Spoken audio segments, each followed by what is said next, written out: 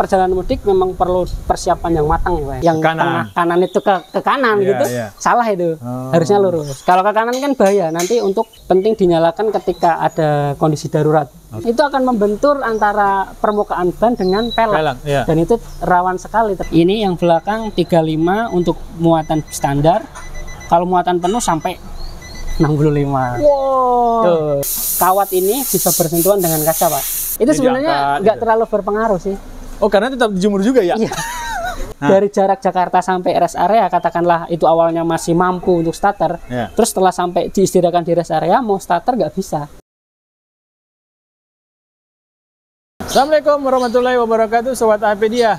Masih dengan kawan-kawan di AHA Motor Yogyakarta yang selalu memberikan kita sharing pengalaman tentang kendaraan yang saat ini berteknologi baru ya. Baik, Sobat Apedia, tidak lama lagi kita akan masuk ke akhir Ramadan dan persiapan biasanya kita akan bersilaturahmi, menyambung silaturahmi dengan keluarga kita di daerah. Nah, ada tips yang harus kita ingat nih di bulan ini. Mudah-mudahan ini menambah usaha kita untuk menjaga keselamatan diri kita, penumpang di dalam kendaraan, dan juga orang di luar dari kendaraan kita. Mas Wawan, Assalamualaikum warahmatullahi wabarakatuh. Waalaikumsalam warahmatullahi wabarakatuh, Pak Taufik dan Sobat Apedia. Masih dalam keadaan puasa, Mas Wawan? Iya, waktunya mudik nih, Pak. Waktunya mudik? Ya, bentar lagi. Pak Taufik nggak mudik, Pak? Insya Allah. Semangat, Pak. Baik, ya, Mas Wawan, berarti Pak? Kita akan buat konten seputar mudik ya? Apa aja tips-tips yang dipersiapkan oleh setiap pengendara, pengguna kendaraan ya? Tapi kita berbicara roda 4 ya? Oh ya. Karena kan ada juga yang mudik mungkin jarak pendek menggunakan roda 2 ya? Ya, itu bukan expert saya tuh. Susah juga itu. Baik, ayo Mas Wawan, apa aja Mas Wawan yang harus kita perhatikan? Ya, yang perlu diperhatikan pertama kan performa mesinnya normal, tadi udah dibahas ya sama Pak Tino ya. Terus oli juga gitu kan sudah di bagian mesin khusus. Nah, saya khusus kali ini ingin membahas tentang instrumen, Pak. Nah, kita mulai bahas dari apa dulu nih, Pak? Boleh. Dari lampu kali ya, Pak ya? Lampu ya. Jadi di sini ada beberapa jenis lampu ya, Pak ya. Nah, lampu yang pertama itu kan kalau kita menyalakan di saklar itu kan lampu senja. Nggak nyalain boleh ya. Nah, lampu senja ini nyala. Ini kan biasanya seperti ini nih, lampu senja nyala.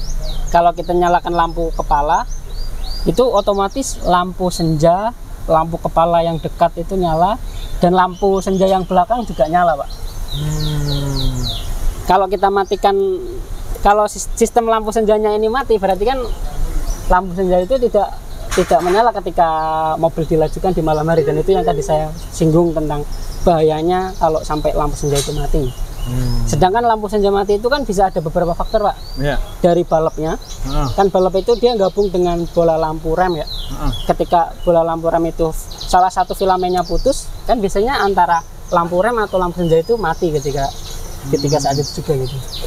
Nah, itu perlu diganti. Balapnya diganti aja. Itu balap rem itu murah, Pak. Sekitar harganya ya sekitar 50 ribuan sudah ada lah itu. Itu satu bijinya. Itu kan ada kanan kiri untuk yang belakang. Kalau yang depan itu yang lampu kecil itu, lampu kecil depan.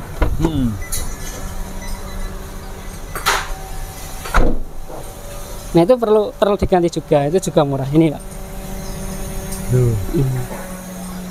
Terus yang lampu headlamp itu biasanya satu ya, antara lampu dekat atau high beamnya itu jadi satu. Itu juga ada fungsinya sendiri, Pak. Nah, gimana itu? Nah, kalau lampu yang lampu depan, yang lampu dekat itu kan untuk penerangan kita ini sebagai pengemudi, apakah jangkauan pandang kita itu perlu dijaga gitu kan? Apakah ada lubang atau apa, itu untuk lampu dekat. Atau untuk lampu jauh itu kan kalau misalkan kita kecepatan tinggi, kita diusahakan pakai high beam itu tadi, Pak. Tapi jangan terlalu tinggi karena itu bisa membahayakan pengendara lain. Dan arahnya lampu jauh itu yang kanan itu lurus, yang sebelah kiri itu agak nyerong ke kiri, normalnya seperti itu, Pak. Karena yang kiri untuk menyorot bahu jalan, Pak. Bahu jalan. Iya. Jadi dia nggak ke tengah semua, atau yang sini yang kanan itu ke kanan gitu. Salah itu. Harusnya lurus. Kalau ke kanan kan bahaya nanti untuk kendaraan dari arah berlawanan itu menyoroti mereka. Itu yang benar lurus. Terus agak condong ke bawah. Itu untuk mendeteksi untuk penerangan kita, jangkauan pandang kita.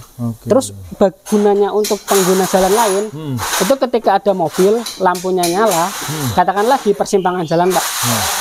Ketika kita melaju ada corot lampu kan, ada orang dari arah yang berlawanan itu tahu nih, wah ada mobil gitu kan. Kalau nggak pakai lampu itu kan tahu-tahu mobil yang lewat. Bukan cahaya lagi. Nah gitu, kalau nggak ada lampu merahnya. Kayak gitu. Itu salah satu fungsi dari lampu dekat dan jauh. Jauh ya. Selain juga untuk menerangi ini jangkauan pandang kita. Oke.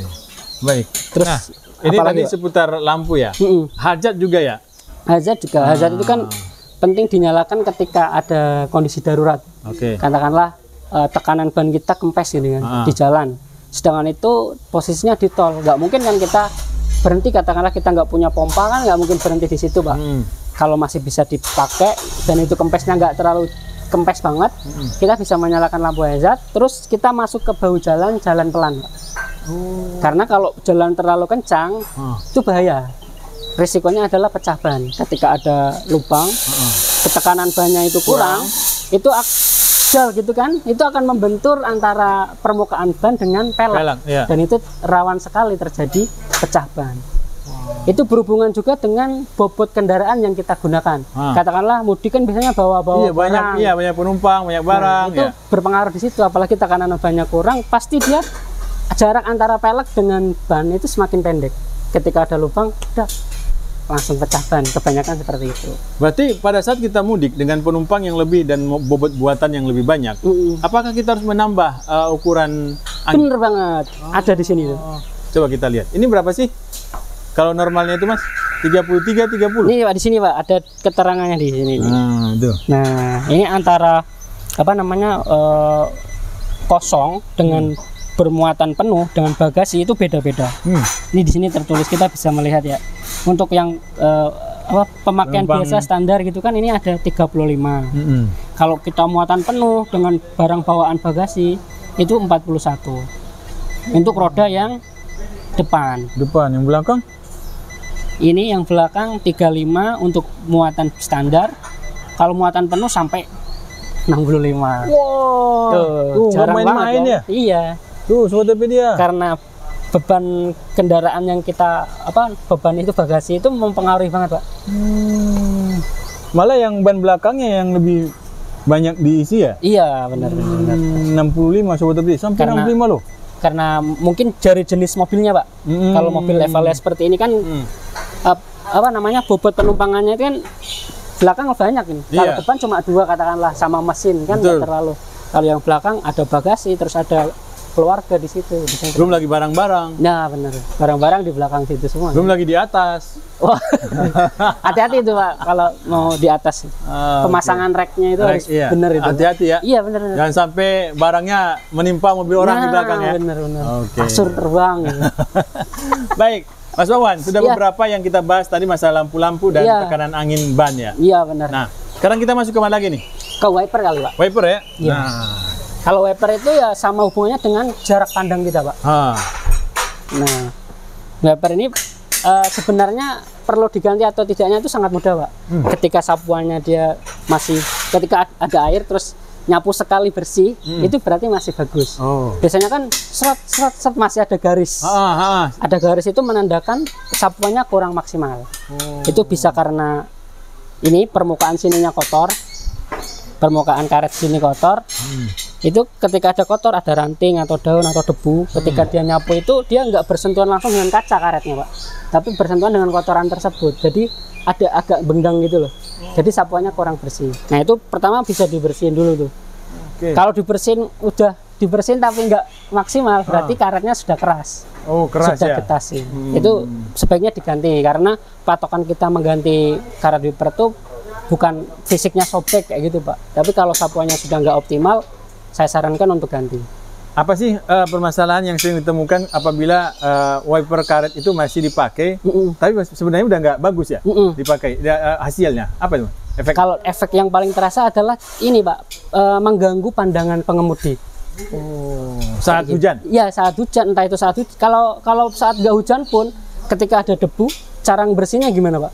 Kan disemprot air, kan? Iya, semprot air. Terus kalau pembersihannya nggak optimal, malah jadi buram. Oh iya, bener. Malah ada bekas ya, debunya nggak habis ya? Iya benar. Nah itu kalau diguyur terus gitu kan, aturan kan sapuannya bersih. Makanya pentingnya itu di situ. Terus kalau sampai dia sobek, itu di sini tuh kan karet, Pak. Karet itu kan ada logamnya juga nih. Iya betul. Ada kawatnya. Kalau karet ini sudah sobek, terus nanti dipaksakan terus pemakaian terus menerus, kawat ini bisa bersentuhan dengan kaca, Pak. Aduh. Katakanlah kayak gini nih. Ya, gini. Nah, ini bahaya banget nih. Ini kawat ini bisa bersentuhan dengan kaca dan meninggalkan luka, goresan, Pak. Itu ya kacanya jadi harus ganti ketika mau berdiri lagi. Itu kan daripada itu kejadian kan mending kita ngecek nih apakah wiper itu masih layak pakai atau perlu diganti. Jadi tadi syaratnya sapuannya ya, hasil sapuan ya? Sapuan dari pertama itu sapuan. Oke, kalau sekali sapu bersih berarti aman?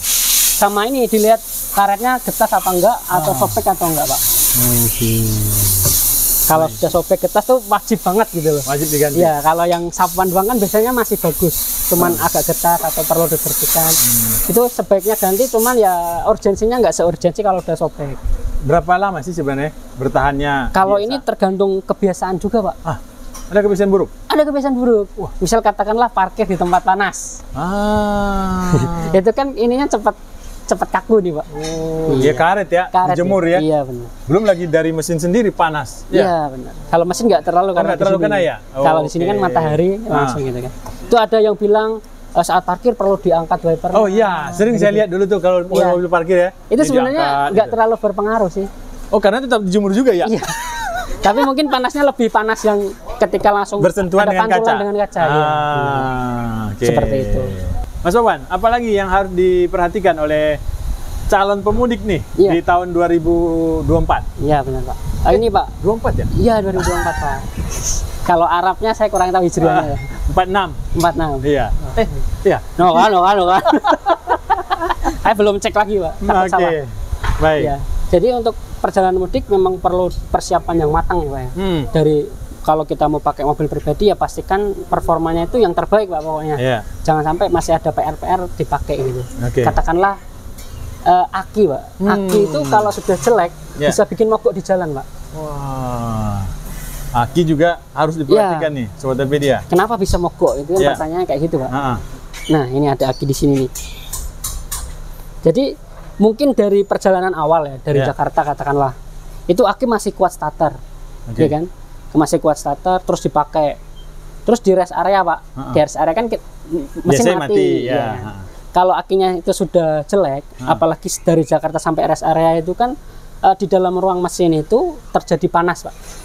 Oh iya, perjalanan. Sedangkan kualitas ini, kemampuan aki itu dipengaruhi oleh panas juga termasuk salah satunya, Pak. Oh, terpengaruh? Iya, makanya ada yang mesin jual cover aki. Pernah memperhatikan, Pak? Saya belum pernah perhatikan itu. Ada cover aki itu tujuannya biar akinya itu awet karena tidak terkontaminasi, tidak terpancar panas lebih secara langsung ya. Secara langsung. Ada juga yang bilang kalau aki mobil saya untungnya nggak di ruang mesin gitu, jadi awet. Kayak BMW gitu kan terpisah. Iya, bus. Ya, kayak gitu. Nah, itu dari jarak Jakarta sampai rest area katakanlah itu awalnya masih mampu untuk starter, terus setelah sampai diistirahatkan di rest area mau starter nggak bisa. Itu ternyata setelah dicek akinya itu sudah tekor, Pak. Oh ya. Kayak gitu. Jadi pas di starter nggak bisa dan itu menimbulkan mogok. Kalau sudah starter nggak bisa, kalau itu mobil matic kan harus dijember, Pak. Kalau punya jember. Kalau ada orang yang mau berhenti nolong, ya kita jemberin. Kalau enggak kan mogok di situ. Nah, kayak gitu, Pak. Itu emang harus diperhatikan ya. Tapi kalau yang Mas sampaikan tadi kan ini masalah apakah akinya memang udah lemah atau pengecasan yang tidak sempurna sehingga tadi dia mogok di jalan. Kalau soal pengecasan itu sebenarnya katakanlah yang saya sebutkan tentang panas itu tadi, maka pengecasan masih berjalan, Pak. Ya kan? Cuman karena kondisinya itu sudah mulai drop.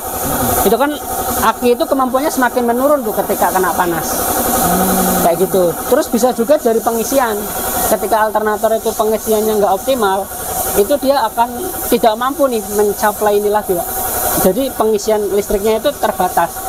Jadi ketika di pertengahan jalan tahu-tahu nggak bisa starter, itu bisa juga kayak gitu.